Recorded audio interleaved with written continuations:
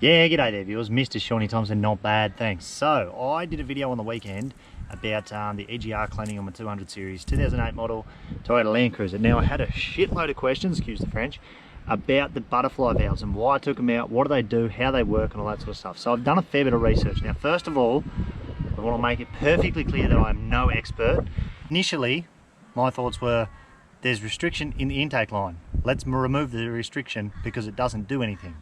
Anyway, it turns out it does do something. So what it does, right, is with this old engine here, second-hand motor, it's been seized, it's at the workshop.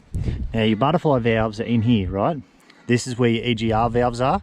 Those two there actuators are your EGR valves. So they come in, that one there's actually been taken off, see? Comes in off your block there and goes in here underneath there through the EGR cooler. That's actually your cooler in there. Through there and then comes back up here. So that's your exhaust gas recirculation valve. Yeah, that's right, exhaust gas recirculation valve.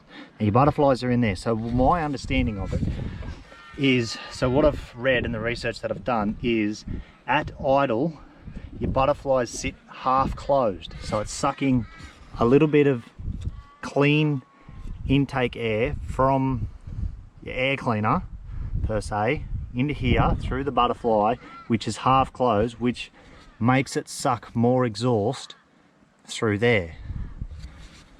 So they believe at full throttle the butterflies are all the way open, these valves are shut, and it's not actually sucking exhaust gases. Now there's a whole bunch of different points of view and readings and everything that's saying that the EGR valve's shut, the EGR valve's open at full throttle, so I'm not 100% sure. I haven't actually done it on the scan tool myself to know exactly what it's doing. But, so the butterfly. So it's my understanding if you pull the butterfly out, at idle, it's going to be sucking clean air. So in actual fact, because it's a turbo motor, it should be pressurizing, without the butterflies in it I'm talking, it should be pressurizing this and creating a pressure in there so it can't actually suck the exhaust gases through there. Now that's just my opinion. So as I said before, clearly I'm not an expert, and if someone out there that knows more than me, I will be happily to hear you out and have a full conversation, in-depth conversation about it. But yeah, so the butterflies, why are they in a diesel motor? It's for run-on. We all know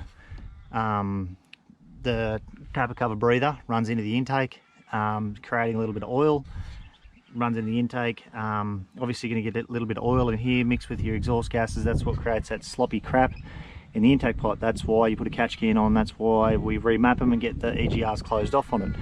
So that's why they're in there, for run on, and it also makes it suck a little bit more exhaust gases for the emissions at idle. So that's my opinion. I'm not telling you to pull the butterflies out. I don't care if you pull the butterflies out, but it's nothing to do with me. Copy? Thanks for watching, guys. Mr. Shawnee Thompson, out.